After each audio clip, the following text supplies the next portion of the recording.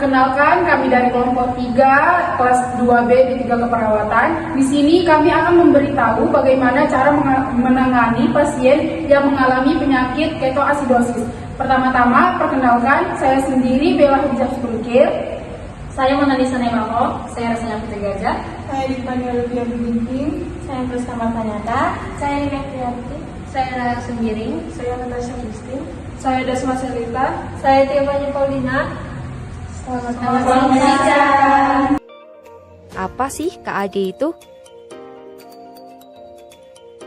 Jadi, KAD atau yang bisa kita sebut dengan ketoasidosis diabetik merupakan salah satu komplikasi akut dari penyakit diabetes mellitus, di mana keadaan ini terjadi akibat kekurangan insulin dan meningkatnya keasaman tubuh atau keton. Lalu, penyebabnya apa sih? Yap, penyebab ketoasidosis diabetik adalah 1. Kadar insulin tidak cukup atau dikurangi. 2. Infeksi. Dan 3. Diabetes mellitus yang tidak terdiagnosis dan tidak terobati. Lantas, apa saja sih tanda dan gejalanya? Tanda dan gejala yang bisa kita temukan pada pasien ketoasidosis diabetik adalah 1. Kencing berlebihan. 2. Haus berlebihan. 3. Dehidrasi. 4. Napas berbau seperti buah. 5. Mengantuk. 6. Mual muntah. 7. Nyeri perut. 8. Denyut jantung cepat. 9. Tekanan darah rendah. Dan 10. Suhu tubuh menurun. Lalu, adakah pencegahan yang dapat kita lakukan? Yap, tentu ada. Karena ketoasidosis diabetik merupakan salah satu komplikasi akut dari penyakit diabetes mellitus, maka sebaiknya kita menjaga agar penyakit diabetes mellitus tidak menjadi lebih berbahaya. Ada 3 pencegahan yang dapat kita lakukan, secara primer, sekunder, dan tersier. Pencegahan primer. Pencegahan ini ditujukan untuk orang-orang yang belum terkena diabetes mellitus, tapi ada potensi untuk terkena penyakit diabetes mellitus. Upaya yang bisa dilakukan adalah penyuluhan kesehatan, mencegah kegemukan, gaya hidup sehat, olahraga teratur, dan menghentikan rokok. Kemudian, untuk pencegahan sekunder, pencegahan ini ditujukan untuk orang-orang yang terkena diabetes mellitus namun belum ada komplikasi. Upaya yang bisa dilakukan adalah seperti kontrol gula darah teratur, rutin cek kesehatan, cegah infeksi, dan diet sehat. Oh ya teman-teman, jika tanda dan gejala yang disebutkan tadi muncul dan membuat keadaan pasien semakin memburuk, maka jangan lupa segera bawa pasien ke rumah sakit. Selanjutnya ada pencegahan tersier. Pencegahan ini ditujukan untuk orang-orang yang terkena diabetes mellitus dengan komplikasi. Tujuannya untuk membantu melakukan penyesuaian kondisi pasien. Upaya yang bisa dilakukan adalah seperti rehabilitasi fisik, mental, sosial vokasional, dan estetik. Jangan lupa untuk tetap jaga kesehatan dan merawat pasien agar keadaannya tidak memburuk dan tidak lagi ke rumah sakit. Di rumah sakit Adamali di ruang Sakura terdapat seorang pasien bernama Nyonya M berusia 48 tahun dengan riwayat diabetes mellitus tipe 2. Pasien tersebut terdiagnosa sejak 2 tahun yang lalu. Pasien tersebut dicurigai diabetes ketoasidosis. Pasien ternganga dan tidak ada respon. Pasien mengalami penurunan kesadaran beberapa jam terakhir.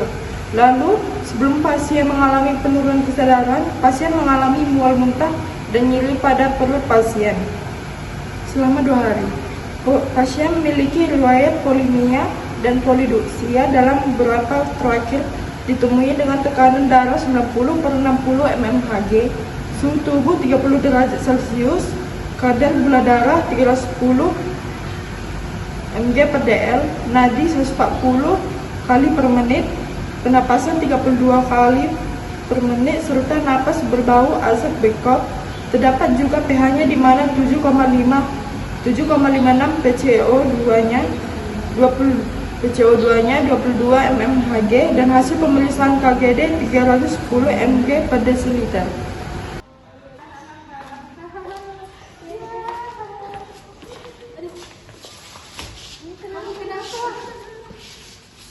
Aku pusing. Kamu pembola lagi ya? Kayaknya iya deh. Ayo kita ke rumah sakit. sekarang.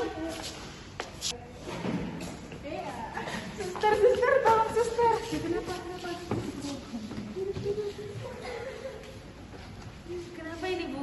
Teman kami tadi tiba-tiba pingsan suster waktu kami jalan. Ada keluarganya di sini? Kami suster.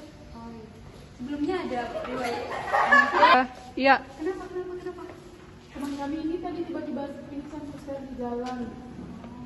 Sebelumnya dia ada riwayat penyakit apa? Dia katanya punya riwayat diabetes suster. Terus katanya tadi merasa lemas, terus kami jalan sebentar dia langsung pingsan.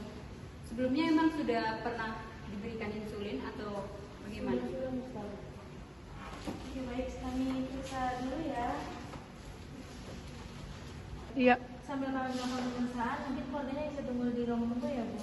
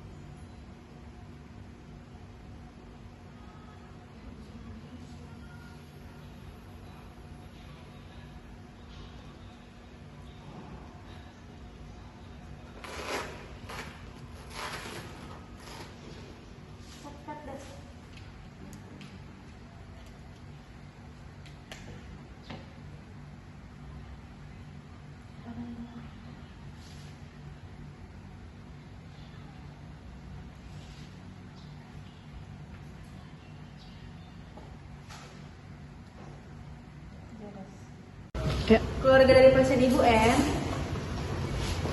Sus, kenapa sus? Baik Bu, setelah kami cek tadi keadaan saudara Ibu, tekanan darahnya 90/60 mm Hg dan suhu tubuhnya 30 derajat Celcius dan gula darah sewaktunya itu sangat tinggi ya Bu, 310 mg dan nadinya 140 per menit dan pernapasannya 32 kali per menit. Baik, untuk saudara Ibu di sini akan kami rawat terlebih dahulu ya Bu untuk melihat perkembangannya dan sampai pulih dan membaik.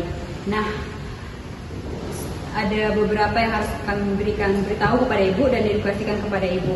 Jika terjadi seperti ini lagi nanti Bu, tolong segera bawa secepatnya ke rumah sakit. Nah, kalau untuk mengantisipasi kejadian seperti ini, tolong Ibu berikan suntikan insulin yang teratur dan tepat waktu.